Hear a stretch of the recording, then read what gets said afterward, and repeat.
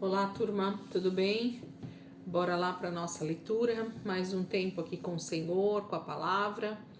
E eu tenho certeza que hoje não vai ser diferente, né, dos outros dias, do que a gente tem vivido aí com a palavra, né? Esse tempo de qualidade que a gente tem tirado para estar com o Senhor e para nos dedicar à leitura da palavra, né? Vamos orar? Jesus, muito obrigada por essa semana. Senhor, em especial eu quero te pedir graça e misericórdia para a nossa vida todos os dias, Senhor, porque é disso que nós precisamos para conseguir vencer as nossas batalhas, as nossas dificuldades, as nossas circunstâncias, o nosso desânimo, a nossa preguiça, a nossa procrastinação, Senhor, tudo aquilo que nos impede, Senhor, de termos esse momento com o Senhor. Nós te pedimos, Espírito Santo, nos ajuda a superarmos e a avançarmos, Senhor, caminhando junto contigo, exercendo, Senhor, o nosso sacerdócio diante do Senhor. Obrigada, Jesus, por esses momentos tão preciosos que o Senhor tem nos dado. E eu quero sim, Senhor, te pedir que o Senhor possa nos revelar cada dia mais a vontade do Senhor para nós, aquilo que o Senhor tem preparado para o nosso dia a dia. Nós queremos usufruir de acordo com o teu Espírito, nos direcionando, nos guiando a toda boa vontade. Pai, muito obrigada, Jesus, por mais esse dia. Nós te louvamos e te agradecemos em nome de Jesus. Amém. Vamos lá, gente. Terceiro dia dessa semana, 35, né? Hoje, dia 23 de agosto. O dia 3 dessa semana. E nós vamos ler Jeremias do 46 ao 48, né? Nós estamos chegando aí já quase no finalzinho já de Jeremias. E a gente vai caminhando, né, aqui com a palavra. Deixa eu só ver uma coisa aqui. 52, né? 51. Cadê? 52, isso mesmo. Jeremias vai até o 52, isso mesmo. Sexta-feira a gente já termina o livro de Jeremias, né? Maravilhoso, livro grande. Deus tem dado graça para nós. Vamos perseverar, né? Em nome de Jesus. Jeremias 46:1 diz assim: Estas são as mensagens que o Senhor deu ao profeta Jeremias a respeito das nações. Então ele vai falar sobre algumas nações. Acerca do Egito, esta é a mensagem que foi anunciada contra o exército do rei do Egito por causa da batalha de Carquemes, junto ao rio Eufrates, quando o faraó Neco e seu exército foram derrotados por Nabucodonosor, rei da Babilônia. Isso aconteceu no 4º ano do reinado de Jeoaquim, filho de Josias, rei de Judá. Preparem-se para a batalha, protejam-se com os escudos grandes e pequenos, avancem para a batalha. Selem os cavalos, montem soldados da cavalaria, coloquem seus capacetes, afiem as lanças e vistam suas armaduras. Mas o que está acontecendo? O exército do Egito foge apavorado. Os soldados mais valentes fogem correndo sem ao menos olhar para trás. Estão cercados de terror por todos os lados, diz o Senhor. Os mais ligeiros não conseguem fugir, os mais fortes não escapam. No norte, junto ao rio Eufrates, eles tropeçam e caem. Que exército é este marchando pela terra como o rio Nilo em época de cheia? É o exército do Egito que se espalha como o rio Nilo na enchente da primavera.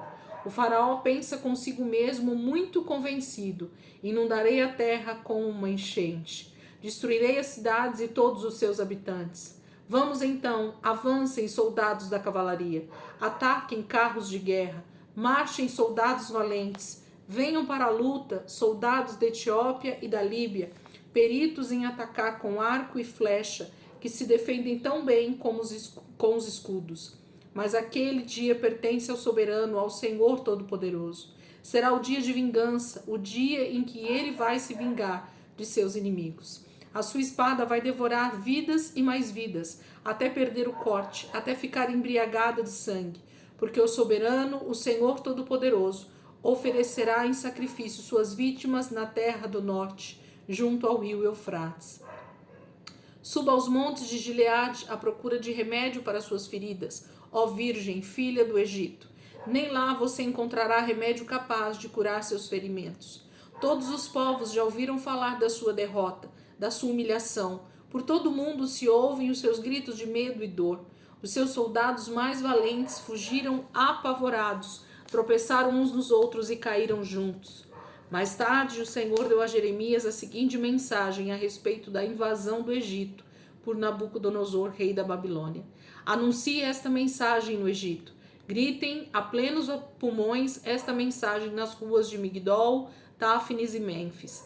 Preparem-se para a luta. Todos os povos ao seu redor já foram conquistados. Chegou a sua vez. Porque seu deus touro Apis foi derrubado do seu altar? Ele não teve força para resistir ao Senhor, que derrubou o seu Deus na presença dos inimigos do Egito. O Senhor fará multidões tropeçarem e caírem. Quando isso acontecer, alguns dirão: levante-se, vamos voltar para a nossa terra, assim escaparemos dessa terrível matança. Lá mudarão o nome do faraó Ofra, o rei do Egito. Ele será chamado de o homem de muita conversa e pouco poder, que perdeu a oportunidade de viver em paz.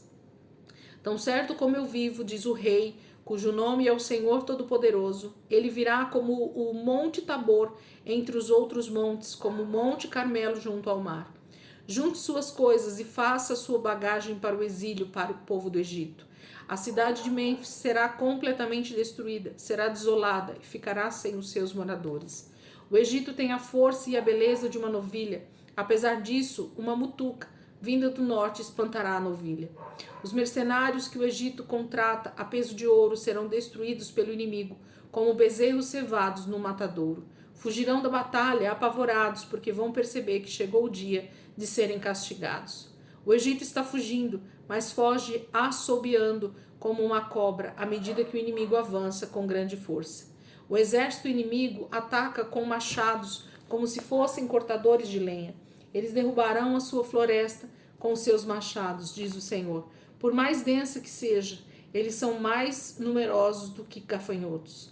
A filha do Egito sofre a mesma vergonha, será conquistada pelo povo do norte. O Senhor Todo-Poderoso, o Deus de Israel, diz: castigarei Amon, deus de Tebas, e todos os outros deuses do Egito. Castigarei o faraó, os seus reis e todos os que confiam no faraó. Eu entregarei as autoridades egípcias nas mãos de seu inimigo mortal, Nabucodonosor, rei da Babilônia, e de seus oficiais que desejam tirar-lhes a vida. Cairão nas mãos do exército da Babilônia, mas depois de tudo isso, o Egito voltará a ser um país habitado, como nas épocas passadas, diz o Senhor. Mas quanto a você, meu servo Jacó, não tema, e você, povo de Israel, não tenham medo. Eu mesmo os trarei de volta da terra do seu exílio. O meu povo voltará para sua terra, onde viverá tranquilo e em segurança. Ninguém fará que fiquem com medo. Não tenha medo, Jacó, meu servo, porque eu estou ao seu lado, diz o Senhor. Destruirei completamente todas as nações entre as quais eu o dispersei, mas você não será destruído completamente. Darei a você apenas o castigo que você merece. Não serei severo demais. Capítulo 46 fala de uma mensagem, de uma profecia, de um alerta que o Senhor traz ao Egito, né? A essa nação que até então tinha sido a maior potência de todos os tempos, né? A gente sabe muito bem da história e do histórico, né? Que o Egito tem de poder, de exército poderoso, de riquezas, de deuses. Talvez foi uma das terras que mais teve deuses até o início do Império Grego, né? Porque outro império que também tiveram muitos deuses, né? A Grécia foi o Império Greco-Romano, né? Foi um império muito, muito cheio de deuses também. E o Egito é um deles, né? Então aqui a profecia é diretamente ao Egito, que nesse momento seria totalmente destruído por Nabucodonosor também. Então o Senhor traz uma palavra para o Egito nesse momento. 47. Esta é a mensagem que o Senhor deu a Jeremias sobre os filisteus antes de o faraó atacar e conquistar a cidade de Gaza. Assim diz o Senhor: uma enchente está vindo do norte para inundar a terra dos filisteus. Destruirá as cidades e os campos, inundará esta terra e tudo o que nela existe, as cidades e os seus moradores. Eles vão gritar de medo, todos os filisteus vão gritar de dor, quando ouvirem o barulho dos cavalos e carros de guerra. Os pais fogem dominados pelo medo e abandonam seus filhos à própria sorte, porque os seus braços estarão fracos e caídos. porque chegou a hora da destruição para todos os filisteus e seus aliados em Tiro e Sidom. O Senhor mesmo destruirá os filisteus, o remanescente da ilha de Caftor, no meio do grande mar. As cidades de Gaza e Ascalon estão caladas. As ruínas serão espalhadas até não ficar pedra sobre pedra. E vocês, remanescentes da planície, vão chorar e se lamentar profundamente. A espada do Senhor quando você... A espada do Senhor quando você vai... Ixi, gente, peraí. A espada do Senhor quando você vai descansar, volte para sua bainha, descanse e fique quieta. Na verdade, a frase ela fica como de um espanto, né? A minha leitura foi ruim aqui. A espada do Senhor. Quando você vai descansar, volte para sua bainha, descanse e fique quieta. Mas como poderia ela ficar quieta? Foi o Senhor que lhe deu a ordem. Ele ordena a destruição de Ascalon e das outras cidades do litoral. Agora, o aviso é para a Filístia, né? Para as cidades ali da Filístia, que aqui ele fala de Gaza e Ascalon, mas os filisteus têm outras cidades ali na vizinhança também que são atingidas com o ataque também dos babilônios, né?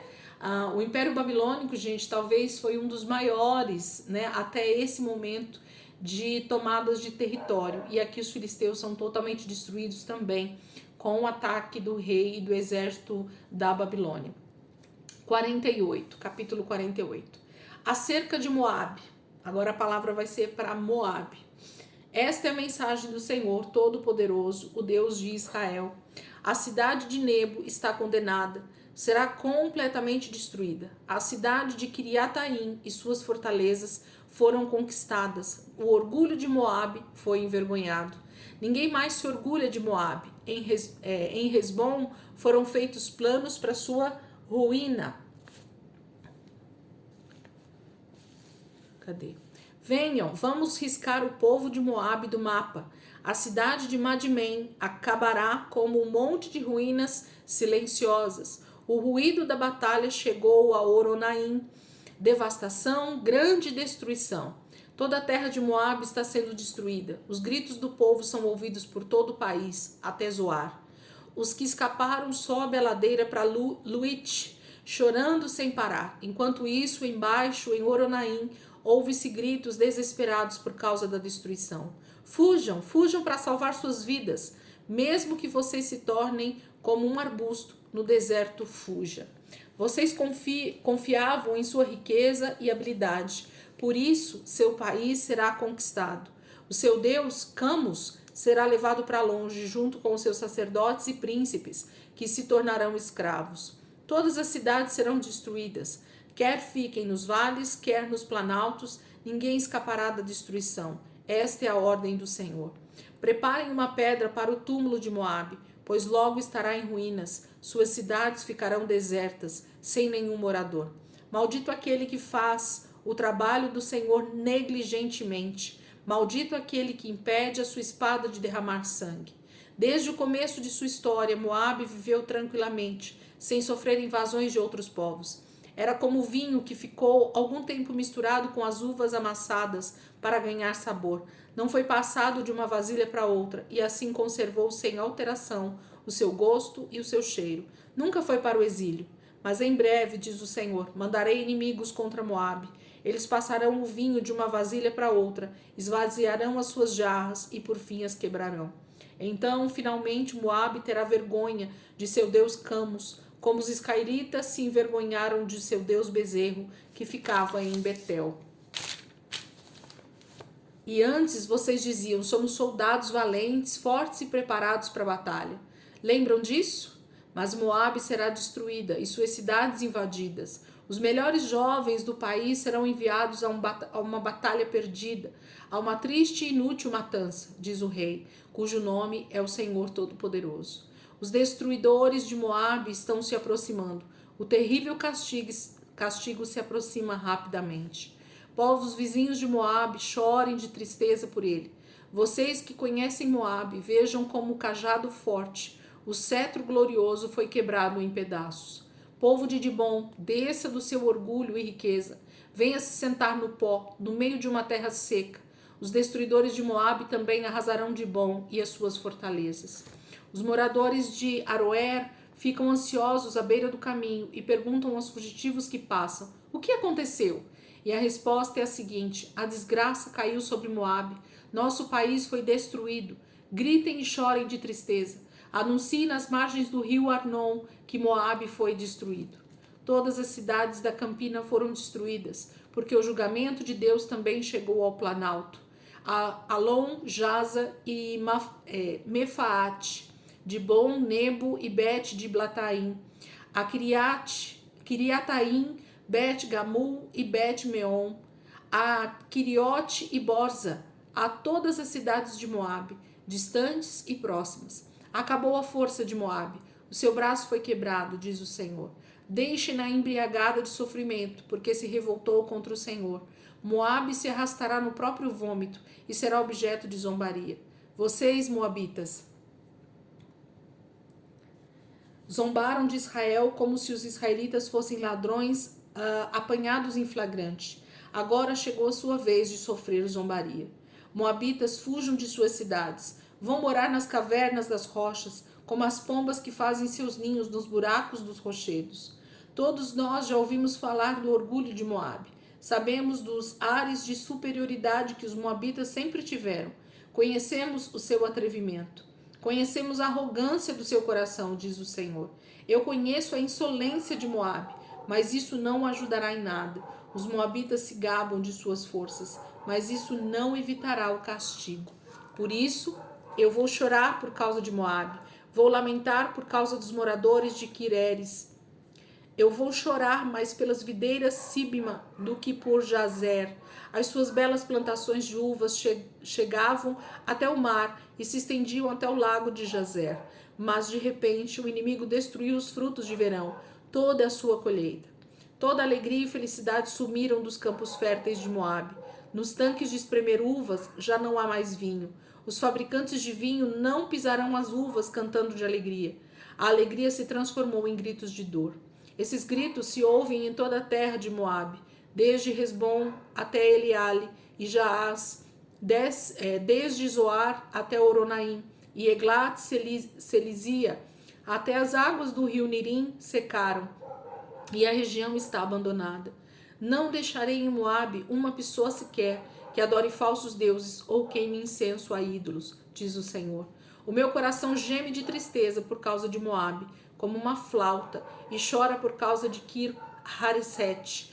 Toda a riqueza dos moabitas se foi. Os homens rapam a cabeça e a barba de tristeza, fazem corte nas mãos e se vestem com pano grosso de saco para mostrar seu sofrimento. Em todos os terraços, em todas as ruas e praças de Moabe, há choro e gritos de desespero, porque eu destruí a nação. Quebrei Moabe como um jarro de barro que não agrada ao oleiro que o fez, diz o Senhor. E que terrível destruição! Ouçam o choro do povo. Sintam a vergonha do povo de Moabe. Seu país virou motivo de riso e zombaria para todos os seus vizinhos.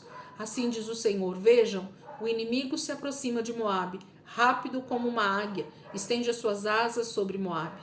As cidades serão conquistadas, as fortalezas ocupadas pelos soldados inimigos. Naquele dia, os soldados mais valentes de Moabe ficarão cheios de medo, como a mulher que está para dar à luz. Moabe deixará de ser uma nação, porque foi orgulhosa e se revoltou contra o Senhor. O seu destino, ao povo de Moabe, é medo, armadilhas e traição, diz o Senhor. Quem escapar do medo cairá na armadilha. Se escapar da armadilha, será vítima de traição. Eu mesmo trarei sobre Moabe a hora do seu castigo, diz o Senhor. Os moabitas fugirão, mas não terão forças para ir além de Resbom. É de Resbom, do centro de Sion, que surgirá o fogo que vai destruir a fronte de Moabe e o crânio dos turbulentos. Ai de você, ó Moabe, o povo do deus Camus será destruído. Seus filhos serão levados para o exílio e suas filhas como escravas. Mas no futuro vou restaurar a nação de Moabe, diz o Senhor. Aqui termina o julgamento do Senhor contra Moabe. Então aqui o Senhor traz uma palavra sobre os moabitas, né? Os filhos, a descendência de Ló, não é isso? Com as suas filhas. Então aqui nós temos o primeiro, né, que é Moabe, os moabitas. Então essa nação, esse povo que se levanta a partir de Ló e do seu filho, né, que foi Moabe e Amon. Então os povos moabitas e amonitas são duas nações que vêm a partir de Ló, né, do sobrinho de Abraão, e se levantam contra todo o tempo. Em toda a palavra nós vemos moabitas e amonitas zombando de Israel, tentando destruí-los, se aliando a outros exércitos para destruir Israel. E o Senhor diz na sua palavra, quando ele trouxe a profecia para Abraão: aqueles que te abençoarem serão abençoados, e aqueles que te amaldiçoarem serão amaldiçoados. Então a palavra de Deus se cumpre sobre cada nação que amaldiçoou Israel.